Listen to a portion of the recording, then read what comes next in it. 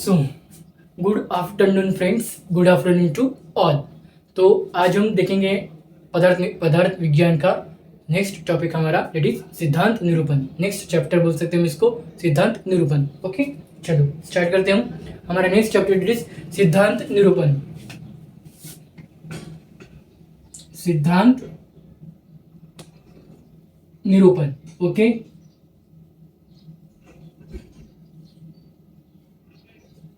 हमारा next chapter है सिद्धांत निरूपण। सिद्धांत निरूपण की हम व्याख्या देखते हैं, दैट इज व्याख्या।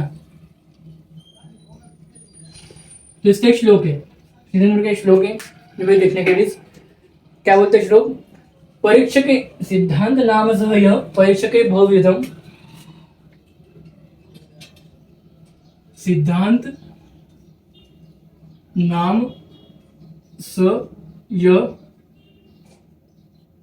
परीक्षक बहुविधम, परीक्षक बहुविधम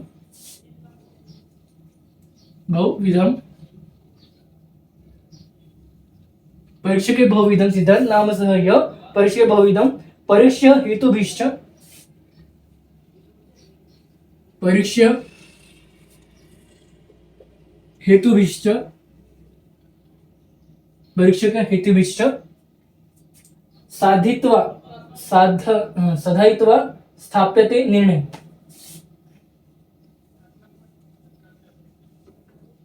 साधित्वा स्थाप्यते निर्णय। ठीक है, स्थाप्यते निर्णय, ये हो गया हमारी सिद्धांत की क्या होती व्याख्या। ओके, श्लोक चरक विमान स्थान 8/37।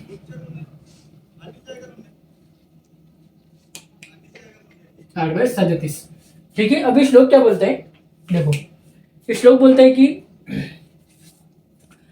परीक्षकों के द्वारा अनेक बार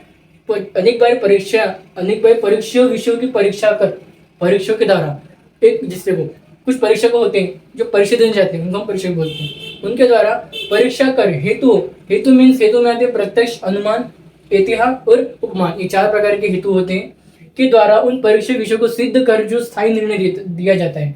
मतलब जो परीक्षक है वो परीक्षा का क्या कर रहे हैं, परीक्षण कर रहे हैं, परीक्षा को परीक्षण करके वो उस परीक्षा से वो निर्णय दे रहे, उस परीक्षा से वो एक निर्णय दे रहे। ओके, जैसे मैं कोई काम कर रहा हूँ, मैं एक परीक्षक को मैं एक काम कर रहा हूँ, मतलब मैं अपनी एक प्रकार की परीक्षा दे रहा हूँ, मैं उस परीक्षा को देते देते उस परीक्षा से मुझे निर्णय मिल रहा है, वो मैं निर्णय दूसरों को दे रहा हूँ, उसे हम एक प्रकार का सिद्धांत बोल सकते हैं। ठीक है, मतलब परीक्षा के द्वारा अनेक बार परीक्षा करके परीक्षा विषयों की परीक्षा करके उन परीक्षा करके हेतुओं के द्वारा उन विषयों को सिद्ध कर, उन हितों के द्वारा हितों के हेतु से उन परीक्षा को सिद्ध करके जो मैं दूसरे को देना चाहता हूँ ज्ञान, वही होगी, उसको बोलते हैं सिद्धांत, वही होता है हमारे सिद्धांत। ओके, जिसे अनेक प्रकार से परीक्षा करके तर्कों से सिद्ध करके स्थापित किया जाता है, जिसे बहुत सारे तर्क लगाकर या कोई विषय को बोलकर हम उस सिद्धांत को साबित करते हैं। ठीक है, ये हो गया हमारा सिद्धांत, सिंपल सा सिद्धांत की व्याख्या और सिद्धांत मतलब क्या। ठीक है, फिर हम बात करें सिद्धांत के प्रकार। सिद्धांत के प्रकार 4 होते हैं। ठीक है, सिद्धांत के 4 प्रकार होते हैं।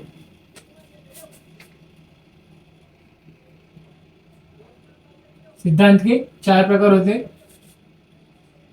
कौन कौन से? पहला होता है प्रतितंत्र सिद्धांत, नहीं पहला सर्वतंत्र फिर प्रतितंत्र। पहला होता है सर्वतंत्र सिद्धांत, दूसरा होता है प्रतितंत्र सिद्धांत। ओके, और तीसरा होता है अभ्युपगम सिद्धांत, अधिकरण सिद्धांत फिर अभ्युपगम। तीसरा होता है अधिकरण सिद्धांत और चौथा होता है अभ्युपगम सिद्धांत। ओके, अभ्युपगम सिद्धांत। ठीक है, ये 4 सिद्धांत होते हैं, सर्वतंत्र सिद्धांत, प्रतितंत्र सिद्धांत, अधिकरण सिद्धांत, अभ्युपगम सिद्धांत, ये 4 प्रकार सिद्धांत देखिए। अभी हम एक एक सिद्धांत एक एक करके हम पढ़ेंगे। ठीक है, चलो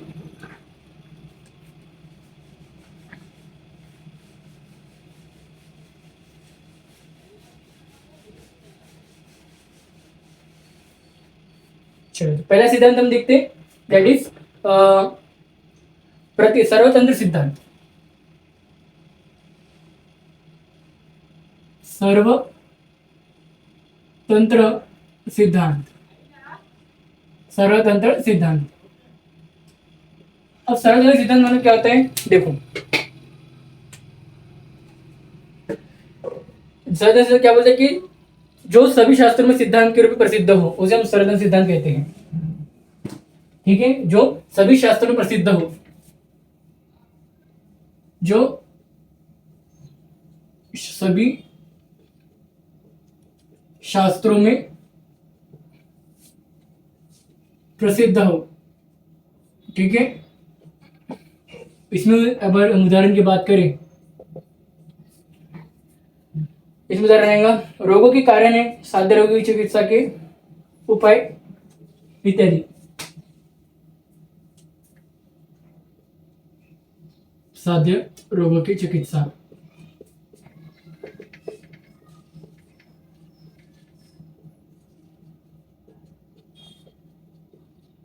ठीक है, इत्यादि जो सभी शास्त्रों में प्रसिद्ध हो उसे हम सर्वतंत्र सिद्धांत कहते हैं। उदाहरण साध्य रोगी चिकित्सा के उपाय। हाँ, सिंपल सिंपल जो हमें बीमारियां होते हैं, बुखार, सर्दी, खांसी, ये सिंपल डिसीजेज है जिसके रोग, जिसके उपाय हम सबके पास होते हैं, जिसके उपाय हम सबके पास है, सबको पता है, मतलब ये प्रसिद्ध है।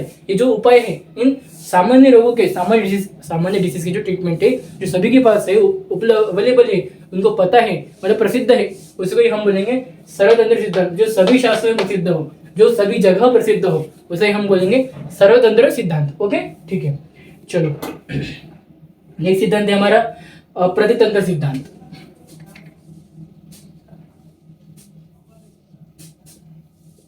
प्रतितंत्र सिद्धांत, ओके।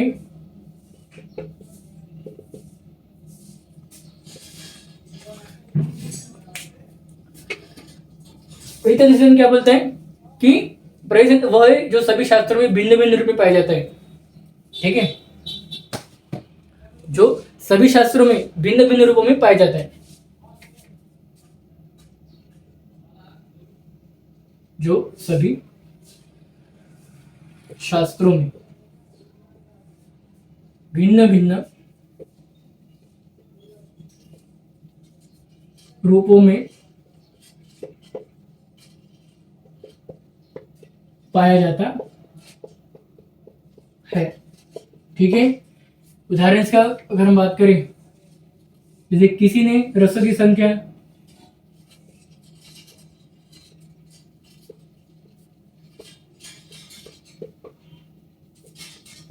5 मानी है, किसी ने रसों की संख्या 6 मानी है।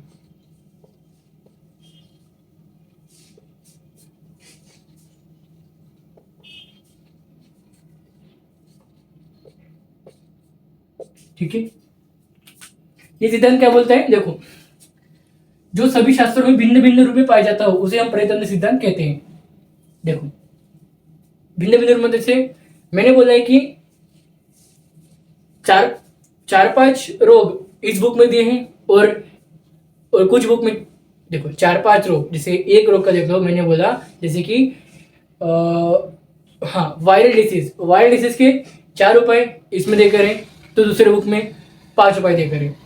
ये हो गया भिन्न भिन्न। यहाँ पे 4, वो जो 4 तो थे, वहां पे और 4 अलग, वहां पे और 5 अलग आ गए।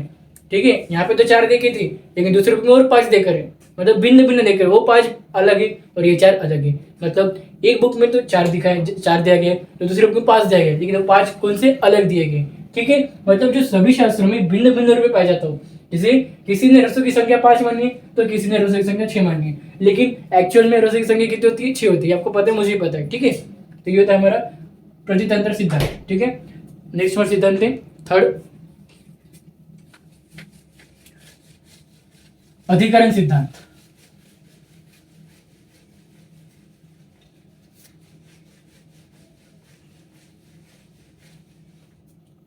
थर्ड सिद्धांत है अधिकरण सिद्धांत।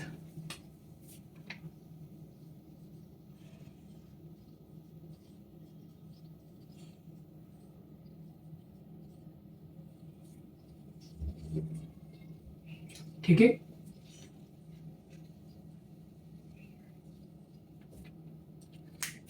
अब अधिकरण सिद्धांत क्या बोलता है, देखो, जिस विशेष विषय का विवरण प्रस्तुत किया जाता हो उसमें से उसी विषय से संबंधित दूसरे विषय का सिद्ध होना अधिकरण या प्रस्तुत करना अधिकरण सिद्धांत कहा जाता है। ओके, इसमें क्या बताया कि जिसे मानने पर कुछ और सिद्धांत भी मानने पड़ते हैं। अच्छा, उसे हम अगम सिद्धांत कहते हैं।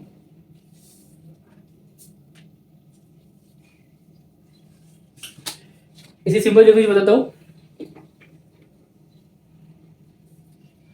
जिस विशेष विषय का विवरण करते हुए जिस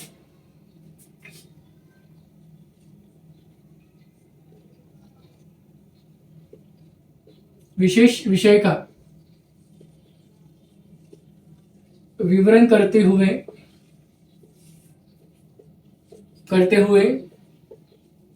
अन्य दूसरे विषय का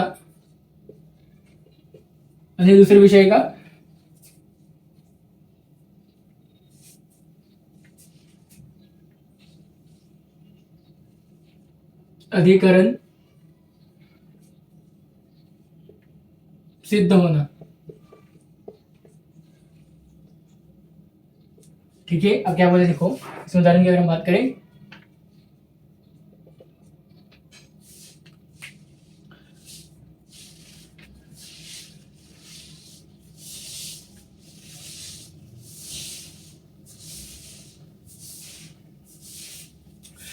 मुक्त पुरुष कर्म नहीं करते लेकिन निस्पृह होते हैं। मुक्त पुरुष कर्म नहीं करते लेकिन वे निस्पृह होते हैं।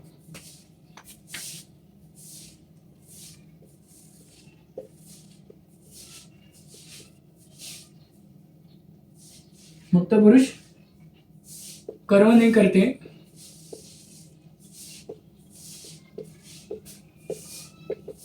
वे निष्क्रिय होते हैं।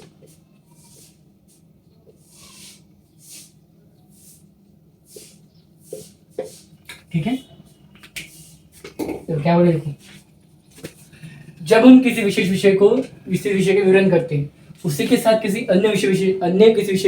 किसी विषय का हमें उसका विवरण सिद्ध हो जाता है, किसी दूसरे विषय का विषय सिद्ध हो जाता है, हमें मान लेना पड़ता है। अब ये अन्य विषय आ गए, हमने अन्य विषय का विवरण को सिद्ध कर दिया है, लेकिन हमारा कौन सा तो भी एक विशेष विवरण पे चर्चा चल रही थी, लेकिन उस विशेष विवरण की चर्चा करते हुए हमें एक अन्य विषय की जो बात थी वो सिद्ध हो गई है, तो वो हमें मान लेना पड़ता है, उसे हम बोलते हैं अधिकरण सिद्धांत। ठीक है, जैसे कि उदाहरण, मुक्त पुरुष कर्म नहीं करते लेकिन निष्प्रभ होते हैं। मतलब क्या बोले देखो, शुभ अशुभ परिणाम वाले, मुक्त पुरुष शुभ अशुभ परिणाम वाले, ठीक है, शुभ अशुभ परिणाम वाले लोग कर्म नहीं करते लेकिन निष्प्रभ होते। निष्प्रभ मतलब कामना रहित होते हैं। देखो, वो काम तो नहीं करेंगे लेकिन वो उनके पास इच्छा होगी, उनके पास इच्छा तो होगी, काम नहीं करने की इच्छा होगी। जैसे देखो, ये समझो एक विशेष विषय था हमारा, मुक्त पुरुष जो शुभ अशुभ मानने वाले, ये विशेष विषय समझ लो। लेकिन हम विशेष विषय के ऊपर चर्चा कर रहे हैं, मुक्त विषय के ऊपर हम चर्चा कर रहे हैं, लेकिन दूसरा कुछ अन्य विषय निकलता है, इन्हीं के बारे में कुछ दूसरा अन्य विषय निकल गया जो सिद्ध हो गया कि वो काम नहीं करते लेकिन वो इच्छा रखते, इच्छा प्रकट करना उनका स्वभाव है। मतलब वो क्या करते हैं, मुक्त पुरुष के बारे में हम चर्चा कर रहे थे, लेकिन मुक्त पुरुष के बारे में ही चर्चा करते करते हमें मुक्त पुरुष की दूसरी बात सिद्ध हो गई कि वो काम नहीं करते, मतलब वो काम नहीं करते लेकिन इच्छा प्रकट करने की भावना रखते हैं। ये हमें दूसरी बात मुक्त पुरुष के बारे में सिद्ध हो गई। लेकिन हमारी चर्चा किसमें चल रही थी, विशेष विषय हमारा मुक्त पुरुष के ऊपर था, मतलब जो शुभ अशुभ परिणाम वाले। ठीक है, इसके ऊपर हमारी चर्चा चल रही थी, लेकिन इसके ऊपर चर्चा करते करते हमें इन्हीं के बारे में कुछ ही दूसरे के सिद्ध हो गया। इन्हीं के बारे में किसी दूसरे विषय का हमें सिद्ध हो गया है, दूसरे विषय का इनके ही बारे में दूसरा कार्य सिद्ध हो चुका है। कौन सा कार्य कि वो कर्म नहीं करते लेकिन वो इच्छा प्रकट करना चाहते हैं लोगों के सामने। ठीक है, मतलब कामना करना चाहते हैं। ओके, इसके बोलते हैं हम अधिकरण सिद्धांत। ठीक है, चौथा है हमारा दैट इज अभ्युपगम सिद्धांत।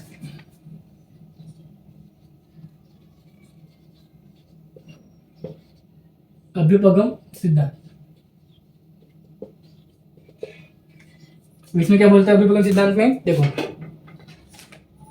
यदि किसी अप्रमाणित, अपरिचित, अनुपदिष्ट, अहेतुक बात को वैध गणवाद विवाद के समय मान लेते हैं तो उसे अभिभगम सिद्धांत कहते हैं। कभी द्रव्य को प्रधान मानकर कहेंगे, कभी गुण को प्रधान मानकर कहेंगे।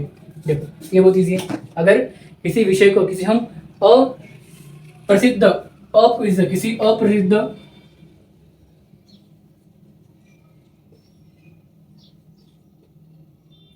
अप्रसिद्ध अपरिचित विषय को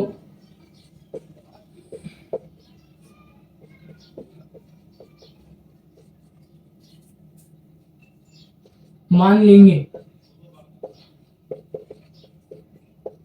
तो अभ्युपगम सिद्धांत, तो अभ्युपगम कहेंगे। इस उदाहरण, किसी ने कोई द्रव्य को श्रेष्ठ मानेगा, कोई गुणों को श्रेष्ठ मानेगा, तो क्या बोल रहे हैं कि कभी द्रव्य को प्रधान मानकर चलेंगे, मानकर कहेंगे, कभी गुणों को प्रधान मानेंगे, तो कभी गुणों को प्रधान मानकर कहेंगे, कभी द्रव्य को प्रधान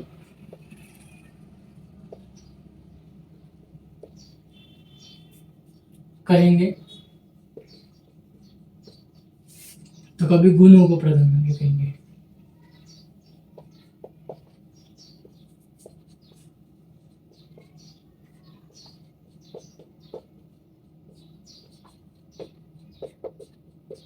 ठीक है, क्या बोले, किसी अप्रसिद्ध अपरिचित विषय को मान लेंगे तो वो अभिभगम सिद्धांत कहलाएगा। जैसे कभी हम देखो द्रव्य में सिर्फ एक ही श्रेष्ठ है, लेकिन हम मान के चल रहे कि हम कभी द्रव्य को प्रधान मान रहे, नहीं तो कभी हम गुणों को प्रधान मान रहे। लेकिन श्रेष्ठ कौन है, गुण, सर्वश्रेष्ठ गुण होते हैं। लेकिन हम क्या चल रहे हैं, हम द्रव्य को भी मान के चल रहे, कभी कभी द्रव्य को मान के बोलेंगे कि द्रव्य प्रधान होते हैं, लेकिन कभी हम बोलेंगे गुण भी प्रधान होते हैं। ये हमारा अप्रसिद्ध विषय हो गया हमारे, क्योंकि ये विषय ना सिद्ध कर रहे हम, ना हम उसे प्रॉपरली बता रहे हैं। ठीक है, तो उसे अभिभगम सिद्धांत, किसी अप्रसिद्ध विषय या अपरिचित विषय को मान लेना, उसी को हम अभिभगम सिद्धांत कहते हैं। ठीक है, इजी वे में मैंने आपको समझाए चारों सिद्धांत। ठीक है, नहीं समझता है व्हाट्सएप में डाउट पूछो, इंस्टाग्राम में मैसेज करो। ठीक है, चलो, तो ये थे हमारे आज के 4 टाइप्स के सिद्धांत और सिद्धांत की व्याख्या। ठीक है, तो आज लेक्चर में यहीं पे एंड करता हूँ। लेक्चर को एंड करने से पहले अब बता 2-3 चीजें। चलो,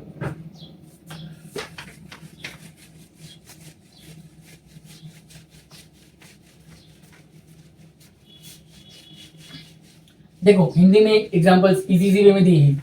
अगर आप मराठी में जाओगे पढ़ने को तो और डिफिकल्टली आ जाएंगे और आपको डिफिकल्ट लगने लगेंगे 4 सिद्धांत।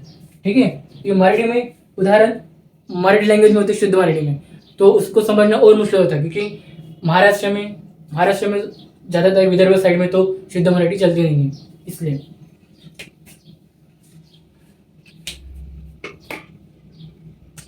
सो हमारा फर्स्ट चैनल शुरू है, यूट्यूब चैनल